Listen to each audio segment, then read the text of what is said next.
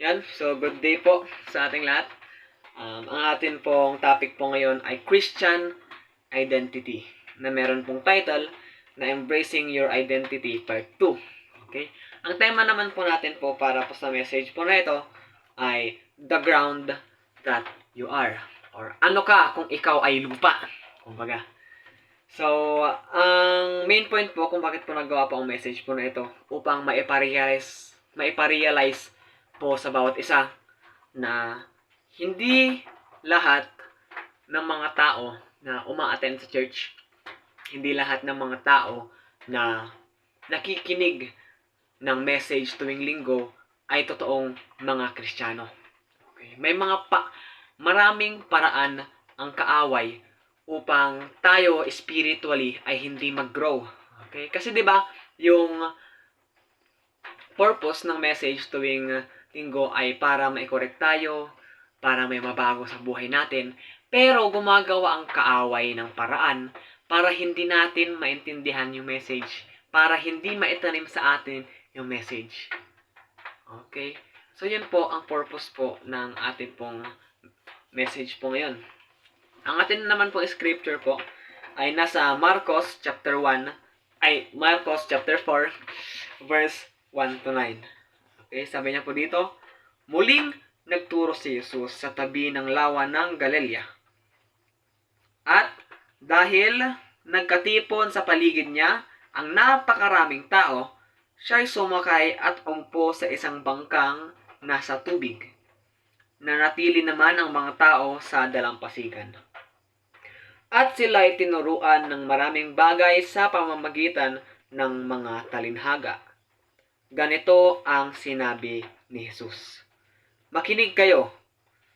May isang magsasakang lumabas upang maghasik ng binhi. Sa kanyang paghahasik ay may mga binhing nalaglag sa daan. Dumating ang mga ibon at tinuka ang mga iyon. May mga binhi namang nalaglag sa batuhan. Bagamat kaunti lamang ang lupa roon, agad sumibol ang mga binhing iyon. Ngunit nang dumating ang sikat ng araw, nalanta at natuyo ang mga binhing tumubo. Palibhasa'y hindi ito masyadong nag-ugat.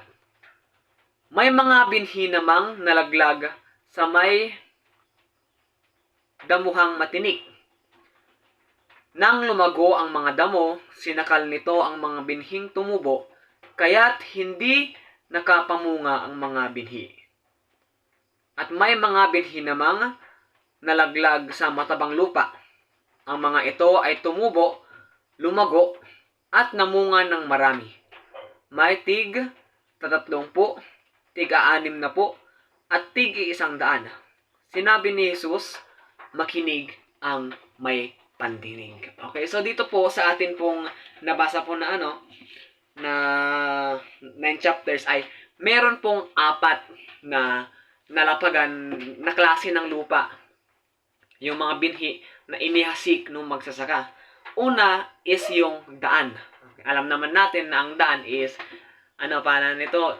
madaming dumadaan dyan nung mga panahon nila. Okay, siguro dinadaanan ng maraming tao, dinadaanan ng mga hayop, o kaya naman dinadaanan ng mga kabayo, ganon. Okay, so yung mga nalaglag sa daan na binhi, yung mga naiwasik sa daan na binhi is tinukalang ng ibon. Dumating yung mga ibon, tapos tinukalang nila. And then yung sumunod naman ay yung batuhan. Okay, yung mga seeds, yung mga binhi na nalaglag sa may batuhan ay tumubo naman siya, nag-ugat naman siya, pero hindi masyadong bumuon yung ugat. Kasi nga, unti lang yung lupa. Kasi nga, mabato. Ngayon, nung dumating yung malakas na araw, nalanta siya. Then, yung sumunod naman ay yung damuhang matinik. Okay? Itong sa may damuhan na matinik, lumago din. Hindi naman lumago. Tumubo din itong mga binhi na ito. Ngunit, nung lumago yung mga damo, yung mga matitinik na damo, sinakal nila yung binhi. Dahilan para hindi makapamunga yung binhi. And then, yung huli naman ay yung matabang lupa. Okay? Itong matabang lupa na ito, nung nahasikan siya ng binhi, lumago yung binhi. Okay? Tumubo siya, naging maganda siya. Namunga siya ng madami. Okay? So, anong ibig sabihin nitong mga ano na ito, nitong talinhaga na ito? Dito sa may chapter 14 hanggang 20 ay inexplain ni Jesus sa kanyang mga alagad kung anong ibig sabihin ng talinhaga na iyon. Okay? So sabi niya dito, ito ang kahulugan ng talinhaga. Ang binhing inihasik ay ang salita ng Diyos. Okay? So yung binhi na inihasik ay yun ay ang salita ng Diyos. Ngayon yung manghahasik, alam na siguro natin kung sino yung mga yan. Yun yung mga tao na nagtuturo ng Word of God. Okay? Kaya nga nabanggit ko kaninang intro, 'di ba? Yung message, okay? Yun isa yun sa mga way ng paghahasik ng salita ng Panginoon sa atin. Okay? Sa ating mga uma-attend sa Sunday service. Sabi dito, inahasik ay ang salita ng Diyos at ang mga binhi namang nalaglag sa daan ay ang mga At ang mga binhi namang nalaglag sa daan ay ang mga taong nakikinig ng salita ng Diyos. Okay, so yun. Yung mga binhi naman daw na nalaglag sa daan, ayun ay yung mga tao. Tayo yun, tayo. Okay? Tayo. Tayo yung ano. Ay, sorry. Wrong. Dapat patinuloy ko. At ang mga binhi namang nalaglag sa daan ay ang mga taong nakikinig ng salita ng Diyos. Pagkarinig nila ay dumarating si Satanas at inaalis ang mga salitang inahasik sa kanila. Okay, so yun pala yung ibig sabihin nung mga binhing nalaglag sa daan. Ito yung mga tao na hindi nila na-absorb yung salita ng Panginoon. Okay? Maybe, okay, maraming rason yan. Maybe, iba yung rason nila kung bakit sila pumupunta sa church. Okay? Sobrang common yan sa atin ngayon ng mga kabataang Kristiyano. Pupunta sa church kasi exciting yung praise and worship. Hindi na mag-focus sa sa message. Okay? Pag message na, inaantok na yan, di ba? Okay lang pupunta yan sa church kasi makikipagkwentuhan. Hindi nga aantokin habang message, pero hindi naman siya makapag-focus sa mga sinasabi ng pastor kasi nagkikipagkwentuhan siya sa katabi niya. Yan yung mga tao na nire-represent nung mga binhi na nalaglag sa daan. Pagkabigay sa kanila ng Word of God, hindi pumapasok sa kanila, hindi tumutubo sa kanila. Bakit? Kasi nati-distract sila. Diba? Hindi tumutubo sa kanila kasi iba yung purpose nila kung bakit sila andon. Yan tuloy, pagkarating sa kanila, tanggalin ni Satanas, wala na. Wala na silang naintindihan, hindi na sila nag-grow. Okay? Isa rin yan sa mga sa mga dahilan kung bakit maraming mga Kristiyano ngayon na uma-attend ng church na hindi mukhang Kristiyano. Okay? Hindi naman sa sinasabi kong pangit sila, pero hindi sila nag-act as a Christian. Kasi yung pagiging Christian nila ay yung pag-attend lang nila ng church. No more, no less. Walang pagbabago, walang growth, dahil hindi tumatanim sa kanila yung salita ng Diyos.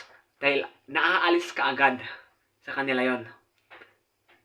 Okay? So, yun yung ibig sabihin nung mga binhi na nalaglag sa daan. Yung sumunod naman,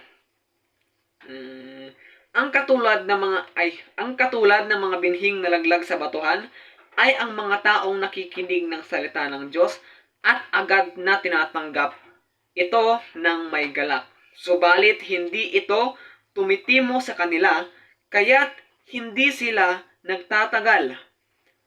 Pagdating ng kapighatian o pag-uusig dahil sa salita ng Diyos, agad silang sumusuko. Okay? Ito yung mga kapatid natin sa pananampalataya na, tinanggap naman nila yung salita talaga ng Diyos sa kanila. Okay? Napakainit nila nung una.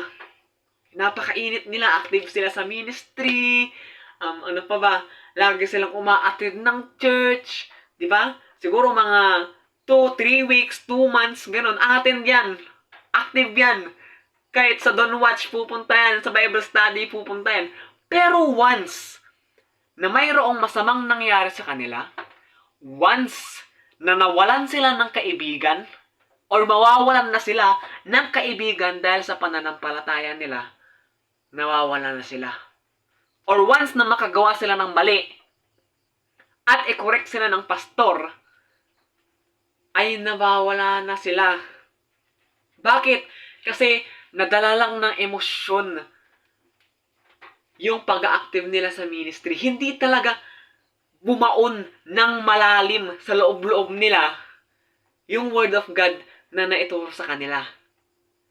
Yun yung nire-represent ng mga binhi na nahulog sa batuhan. Yung mga binhi na nahulog sa batuhan, tumubo, pero hindi bumaon dahil matigas. Okay?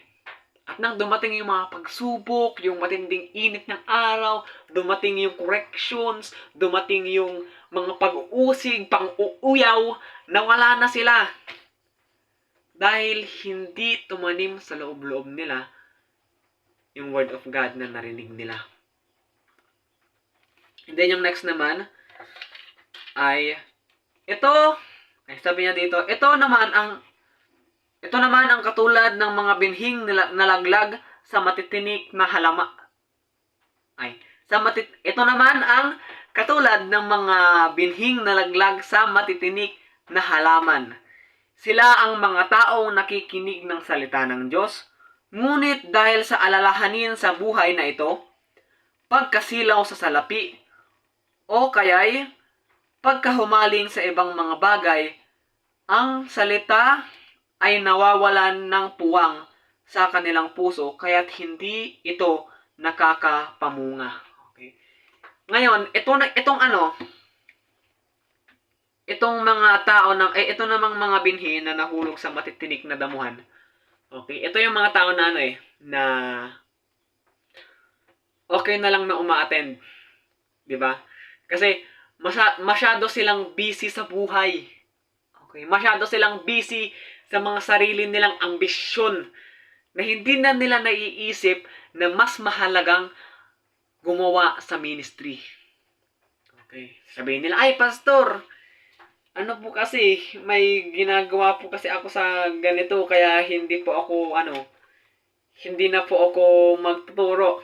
Okay? O kaya naman yung mga tao na, ay pastor, hindi ako pupunta sa sa linggo kasi may pupuntahan kami, mag-shopping kami. Okay? Okay. Then sinabi niya rin naman dito, pagkasilaw sa salapi. Alam niya, ito yung mga nakakalungkot. Okay? Kasi hindi lang ito sa mga miyembro nangyari. Okay? Maging sa mga pastor, pwedeng mangyari ito. Okay? Yung mga pastor na imbes na ituro nila yung tama, imbes na ituro nila ang tungkol sa holiness and righteousness sa kanilang mga church, basta magbigay ng pera, yung mga members nila ay okay na sila. Okay. Ito yung isa sa pinaka nagiging dahilan kung bakit naliligaw ang mga karamihan Pagkasilaw sa pera. Greediness. Okay? May apply din natin ito sa atin na minsan handa tayong gumawa ng mga bagay-bagay na hindi talagang makakristyano basta lumaki lang yung kita natin. O kaya tumaas lang yung posisyon natin sa buhay natin, tumaas yung posisyon natin sa kumpanya, tumaas yung posisyon natin sa trabaho natin, o kaya naman tumaas yung tingin sa atin ng ibang tao. Okay? Na yung fact na mas pinaprioritize na natin yung mga bagay-bagay na yun, mas pinaprioritize na natin yung mga career natin, mas pinaprioritize na natin yung mga bagay dito sa mundo, na wala nang nagiging lugar sa puso natin yung salita ng Diyos. Kaya hindi tayo nakapapamunga.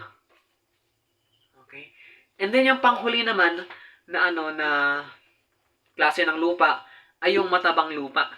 Okay, sabi niya dito, ito naman ang katulad ng mga binhing nalaglag sa matabang lupa.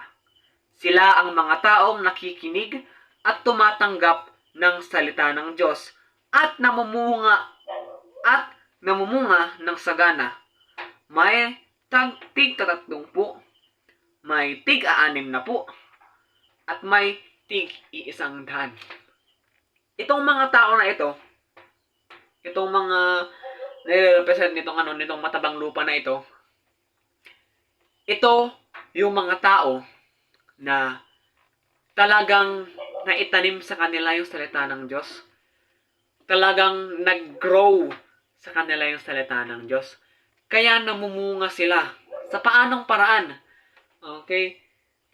Una is namumunga sila sa pamamagitan ng gawa. Okay?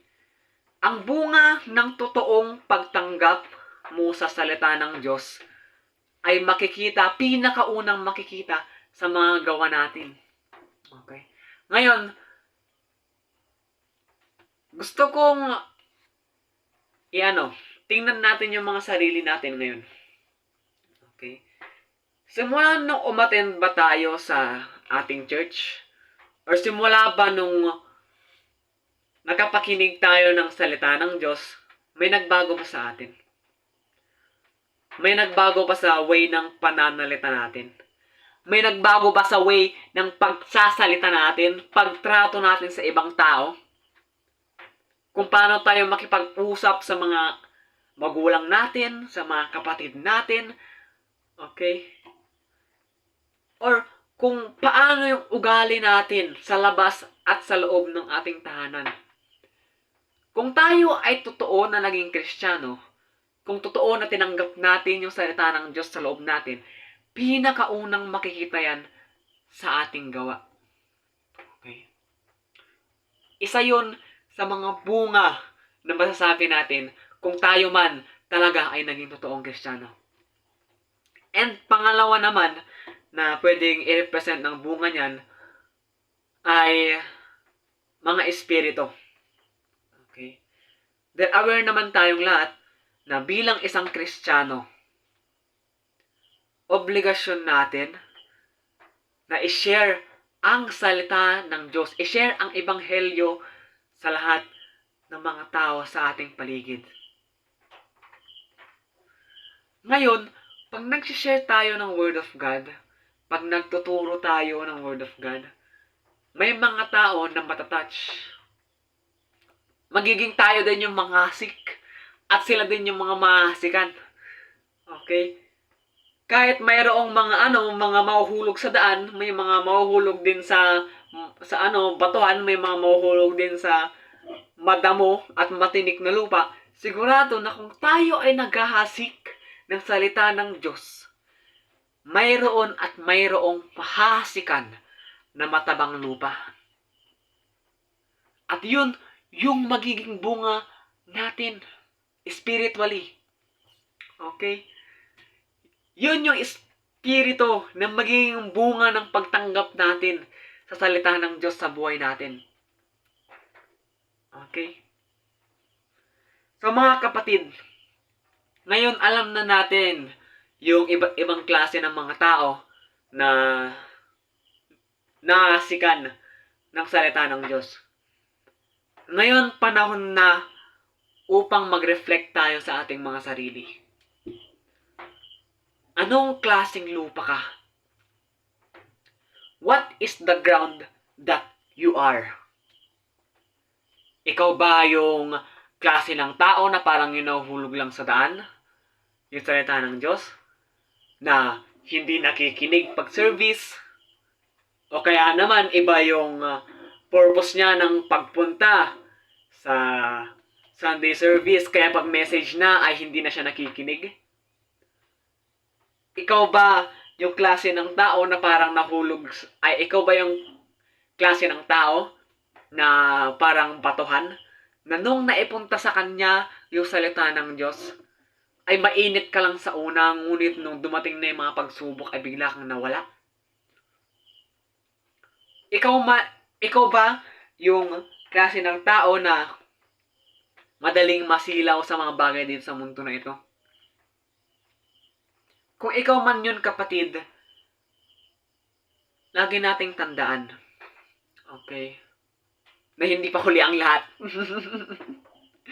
Okay? Kung tayo man ay may na-realize sa message na ito, okay, sikapin natin na tayo yung maging matabang lupa. Hindi aksidente na napanood natin. Hindi aksidente na napanood nyo, na napanood mo ang message na ito. Panahon na para mag-reflect tayo sa ating mga sarili. Panahon na natanungin natin sa ating mga sarili, bakit kaya hindi ako nag-grow? Bakit kaya hindi ako nag-grow? Bakit kaya hindi ko maintindihan? Bakit kaya hindi ko maalala yung message ni Pastor last week? Panahon na para tanungin natin yon sa ating mga sarili. Okay? Dahil kung maitatama natin yan ngayon, magiging tayo yung matabang lupa. At yung salita ng Diyos na maitatanim sa atin ay mamumunga ng hindi lang tig-30, kundi tig-60 pa or tig-100 pa. So yun lamang po. Maraming salamat po. Anong klaseng lupa ka? Yes!